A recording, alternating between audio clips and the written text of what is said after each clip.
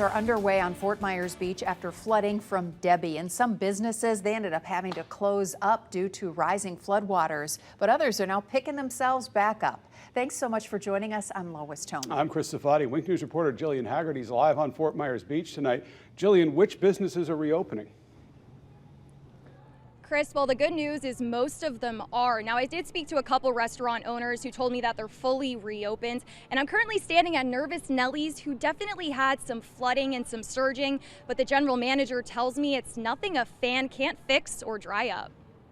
Even though the water came up a foot, it just dries out. We'll have to touch up a little bit of paint and get back to business. Back to business after Tropical Storm Debby came roaring through Fort Myers Beach, and restaurant owners are picking themselves back up. I went to Nervous Nellie's, and the general manager told me what they experienced. The water just started coming up, and once we knew there was water in the street, we knew that we were going to get probably water in our hostess area. We had these flood barriers that we put up in the door over here. They didn't really work that well. I asked the GM if they have learned a lesson from this and if they'll do anything differently. Just a little bit more preparations and putting some sandbags on the outside so we're kind of double covered.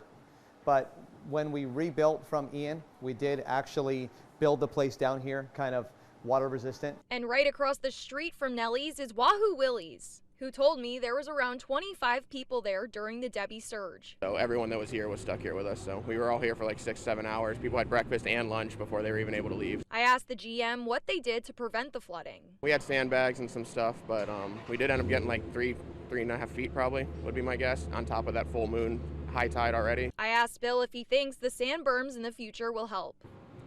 We're pretty at nature's will to come when they want to, you know what I mean? So, I don't know.